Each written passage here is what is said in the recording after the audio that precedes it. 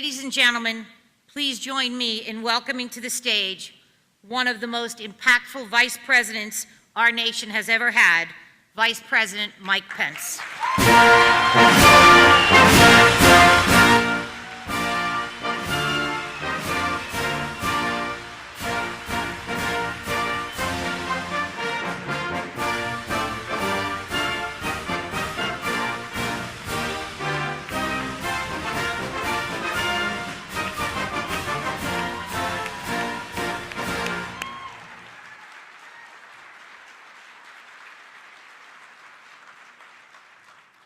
Well, thank you, Karen. To Governor Brian Kemp, to distinguished guests, to my fellow conservatives gathered here from all across America, it is my honor to be here at the Resurgent 2019 Gathering. Thank you for that warm welcome. It's great to be here with all of you and also with an awful lot of friends. I think when those lights go down after my speech, I'm actually going to see even more of my friends. But there's one friend in particular I wanted to mention at the beginning. We've known each other for many years in the course of this conservative movement. His voice and his values are respected by people all across this country. And I can tell you, our administration is grateful for his friendship, for his support, and for his leadership in the conservative movement. Would you join me in thanking the founder of the Resurgent and one of the most prominent conservatives in America, Erick Erickson.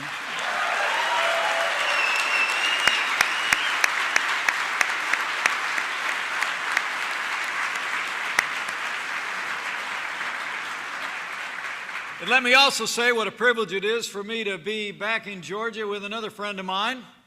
You know, I can honestly say I was for your new governor before it was cool.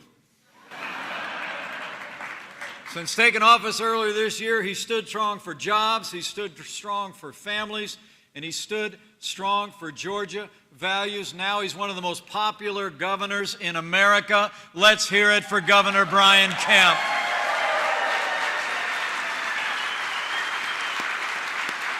Thank you, Brian.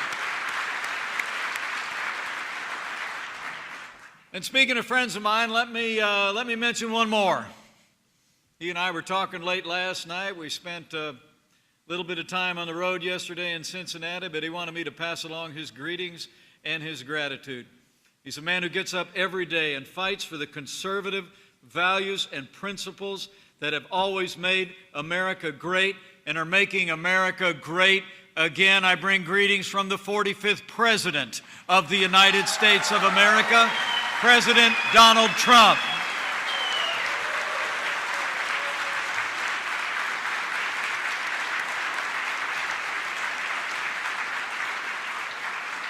You know, I can tell you it's the greatest honor of my life to serve alongside a president who literally gets up every day to keep the promises that he made to the people of Georgia and the people of this country.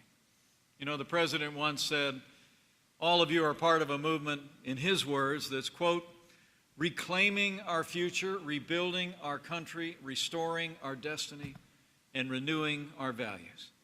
And it's the principles in this movement, the principles grounded in the American founding, that are the true source of American greatness. And you are that movement, and we are grateful for your support. We truly are. You helped elect this president in 2016. You helped elect conservatives at every level. Yours is a movement that, frankly, has been turning our nation back to the ideals of our founder for decades.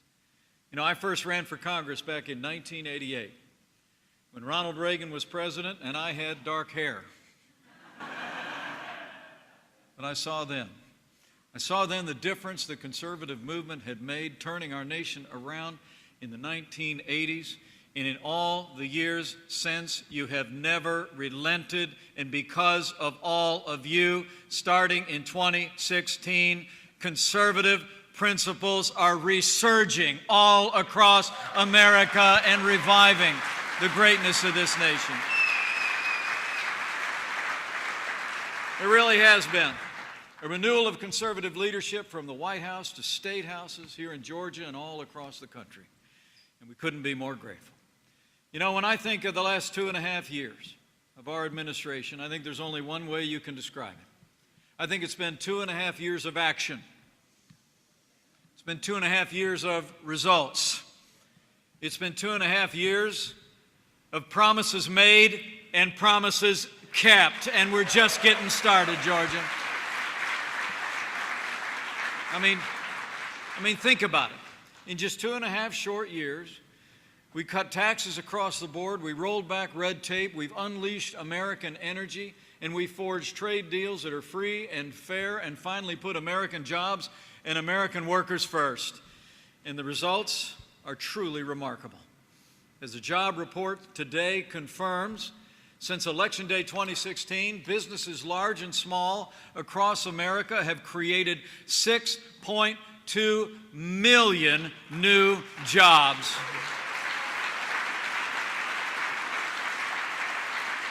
The unemployment rate has hit a near 50-year low. We've seen the lowest unemployment rates ever recorded for Hispanic Americans and African Americans. The American dream is working again for every American.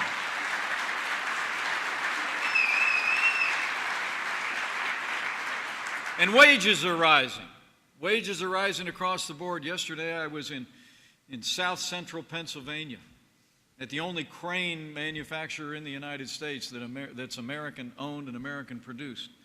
And there they told me they'd created 350 new jobs in the last 2.5 years alone. But they also said that wages are going up. They're bringing more and more people in, and they're paying them more and more. In fact, wages are rising at the fastest pace that they've risen in more than 10 years. And probably most meaningful to the president and me is that wages are rising today most rapidly for blue-collar, hard-working Americans. The forgotten men and women of America are forgotten no more. You know, this economy is booming, and the American people know it. And I know I don't have to tell you the statistics to know that. You know, Karen and I saw that firsthand. We took a little vacation time down near Fort Myers. It was just 2 days. But we were sitting out there on the beach, true story, and I had a ball cap on, sunglasses, sitting there next to my wife, and these two big fellas were walking by wearing Budweiser T-shirts. And one of them stopped and looked at me and he said, "Hey, you're Vice President Mike Pence." I said, "Yes, I am." And he said, "Well, listen," he said, "you got to tell the president to keep doing what he's doing, because I made twice as much money last year as I made the year before." He said, "You tell him keep doing what he's doing."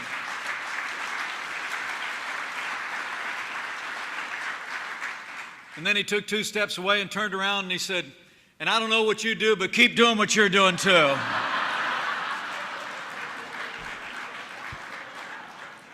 I promised him I would. I promised him we would. You know, one of the funnier things that I ever hear is when I'm out traveling across the country, people will look at me very earnestly and they'll say, "Just tell the president to keep going. Keep moving forward." Well, I think the people of Georgia know. You know, all the reverse is stripped out of that pickup truck. I mean, it just goes forward, and we're going to keep fighting until we make this country more prosperous than you could possibly imagine.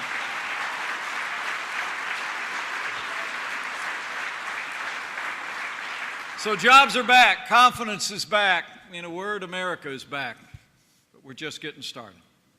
And I know all of you in this room are a part of a movement that has a boundless confidence in the American people and the opportunities this nation faces. And I want to assure you, from this president on down, so do we. And beyond this growing economy, I have to tell you, as the proud father of a United States Marine, I couldn't be more proud. Thank you. I couldn't be more proud to serve alongside a president who cares so deeply about the men and women of our armed forces. This president has signed the largest increase in our national defense since the days of Ronald Reagan. We're rebuilding our military. We're restoring the arsenal of democracy. And with that renewed American strength, The United States is once again embracing our role as leader of the free world. You've seen it. I mean, how great is it to have a president who's standing up for America on the world stage instead of apologizing for America to the world? How great is it?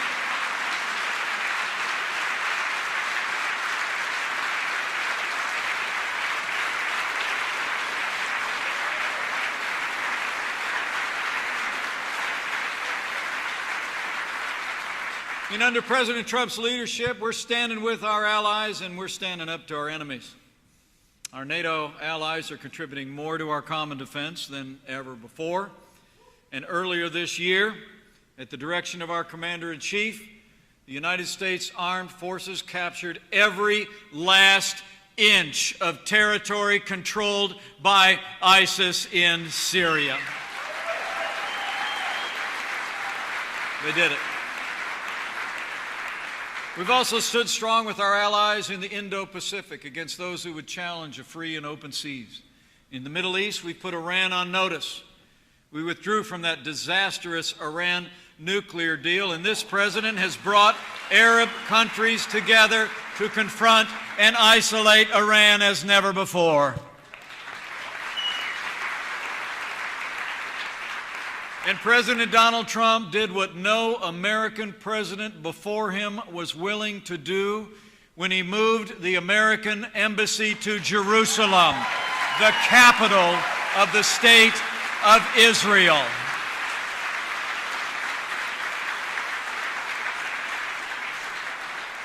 So we've been growing this economy.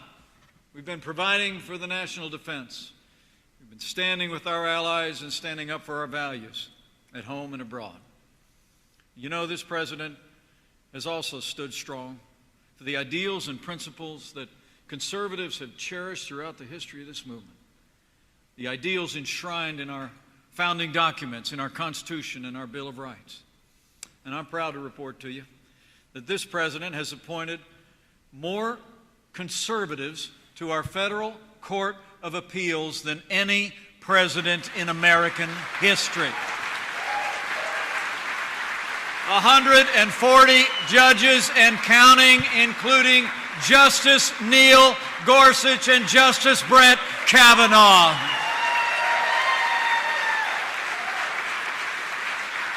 And I promise you, I've met many of these men and women and spent time with them, and I can promise you, they're all principled conservatives, strict constructionists, who will uphold all the God-given liberties enshrined in our Bill of Rights, like the freedom of religion, the freedom of speech, and the Second Amendment right to keep and bear arms.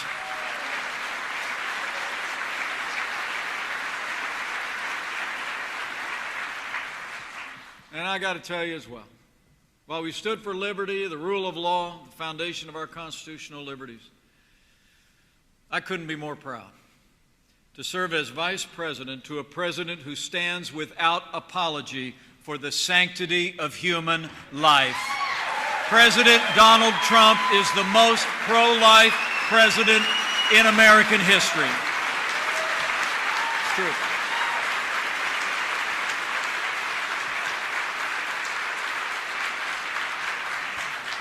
And let me say, the President and I are both grateful for the strong stand for life that Governor Brian Kemp and your legislature has made.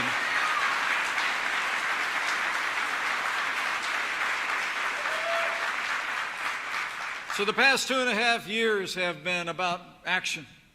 It's about moving forward on the common sense conservative principles that have always been at the center of this movement. It's been about jobs and prosperity. It's been about security at home and abroad. It's been about our fundamental liberties and strengthening America each and every day. Under President Trump's leadership, we've been able to do all of that and more. But if you know this president, that's just what he calls a good start. And men and women of the Resurgent, we are going to press ahead and build even more security and prosperity in the days ahead.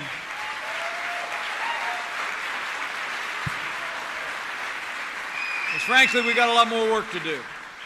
Got a lot more work to do, and there are challenges that lie ahead. The fact is that all of this progress could be lost with one bad day in November in 2020. I mean, all you have to do is look at that debate that took place this last week. You all watch that debate? I mean, it was kind of hard to watch. I mean, those people were standing so far on the left, I thought that stage was going to flip over.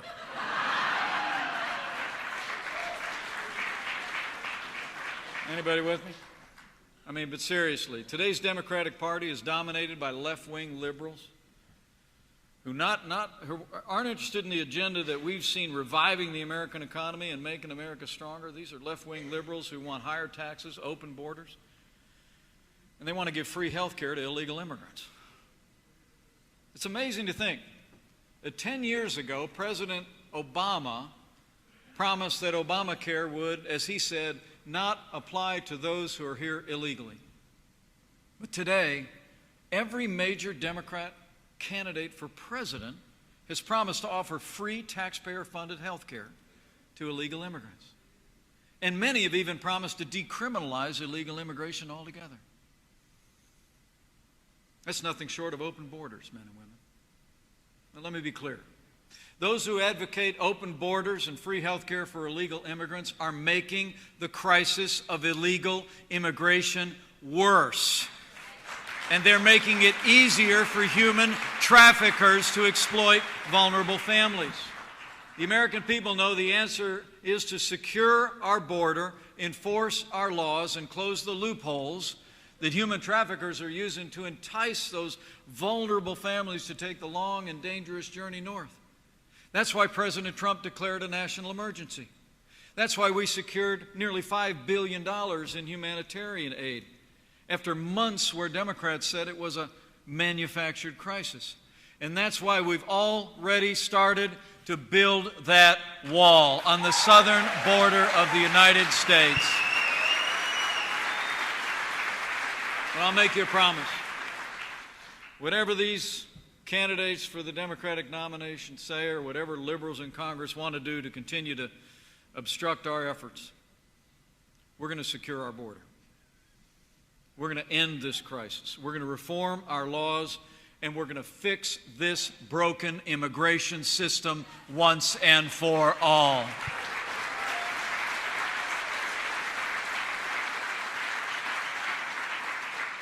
But for all the left-wing ideas that we heard on that stage this week, maybe worst of all is actually to hear leading Democrats running for president openly advocate an economic system that has impoverished millions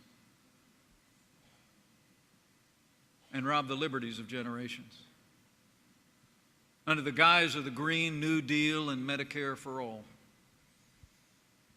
They're advocating socialism.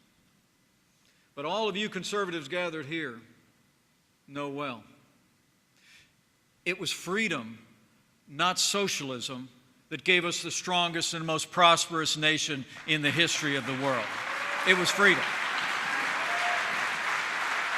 It was freedom, not socialism, that ended slavery, won 2 world wars, and stands today as a beacon of hope for all mankind.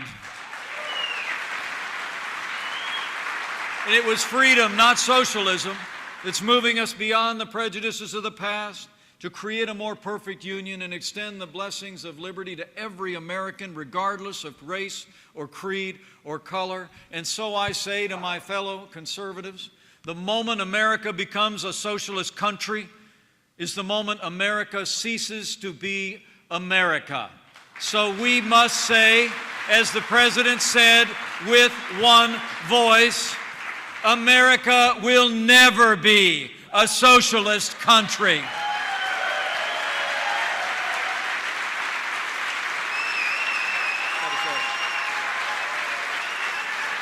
Got to say it.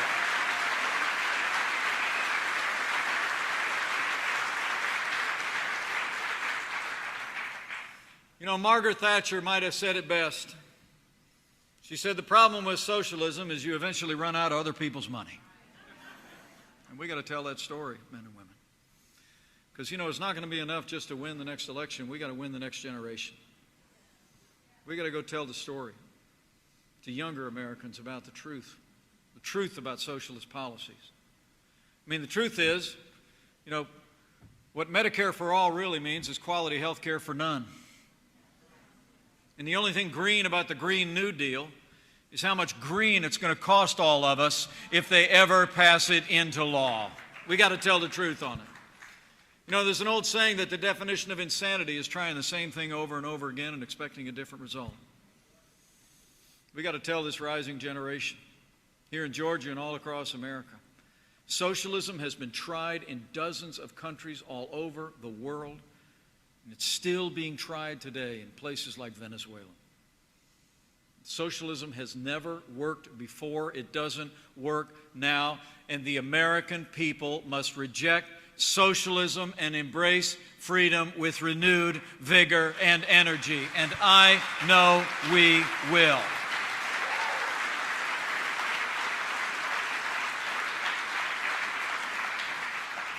You know, the truth, men and women, is that the choice facing this country in the next 15 months has never been clearer. The stakes have never been higher. So now's the time for us to redouble our efforts. You all coming out today to the Resurgent Gathering 2019 gives evidence to the fact that you know now's the time not to be on the sidelines. You need to let your voice be heard. You need to be engaged and involved here in Georgia and all across the country. We need to redouble our efforts to support men and women at every level who are willing to stand up for the timeless ideals that have always made this country great and are making this country great again. And we need to redouble our efforts to make sure that President Donald Trump gets 4 more years in the White House.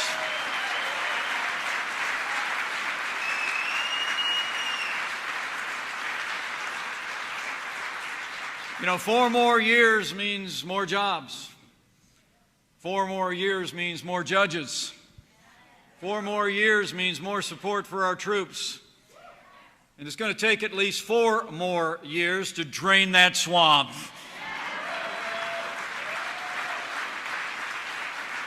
So let's get out and tell the story, because the stakes are that high.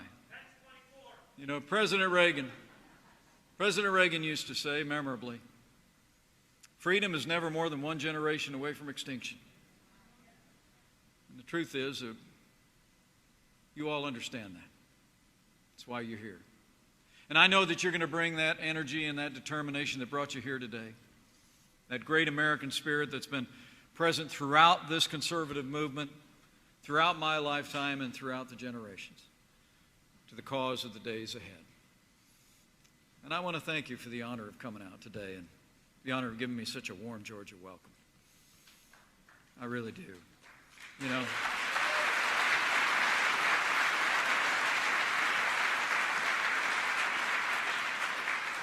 and I also want to thank you while I have you here, just to tell you, for this grandson of an Irish immigrant, grew up in a small town. My dad ran a gas station business. I had a dream of someday serving my country in the Congress of the United States. I got a chance to be the governor of my home state. I never imagined in my wildest dreams that I'd be given this opportunity. So let me just say to Georgia, thank you for the privilege of being your vice president.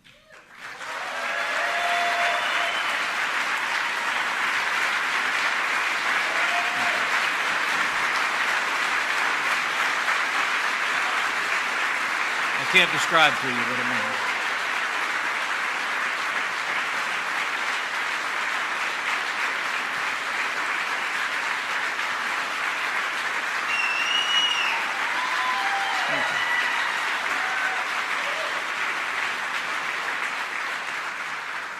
It's very humbling to be before you today and have a chance to serve you. And I promise you, I leave here today with a grateful heart.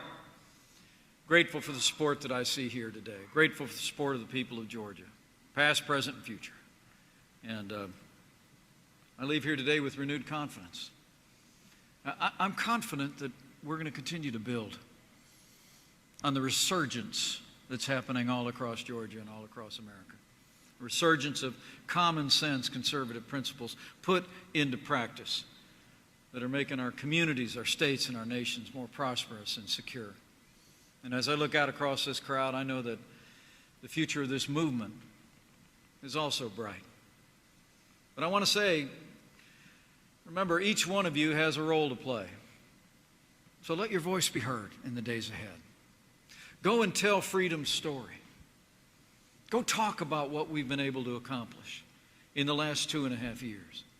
What this movement has meant to everyday Americans in jobs and opportunities and in security, in strengthening the foundation of constitutional principle in our courts. Make sure that siren song of socialism doesn't take hold in the hearts of the rising generation. Be champions of freedom. It's the birthright of every American. And do your part to see to it that freedom is preserved and expanded in this generation and the next. And finally, have faith. Have faith in the American people, in the capacity of the American people to see through all the noise and to choose freedom. I really do believe that history proves that every time the American people were offered more government and more freedom, they choose more freedom every time. So have faith in your neighbors and friends and go tell the story of our values and our ideas. Have faith in this president, in your good governor, in your great Senator David Perdue, and all the great leaders that represent Georgia and Washington, D.C., who faithfully represent this state with such strength. And finally, have that other kind of faith. You know, there's words enshrined on the Liberty Bell that don't often get quoted, but they're there. They're ancient words from the book of Leviticus. It says, "Proclaim liberty throughout all the land and unto all the inhabitants thereof." You know, I truly do believe that when we become champions for liberty, we make His work on this earth our own. And the Bible says where the Spirit of the Lord is, there's liberty. That means freedom always wins. So have faith. Have faith, Georgia.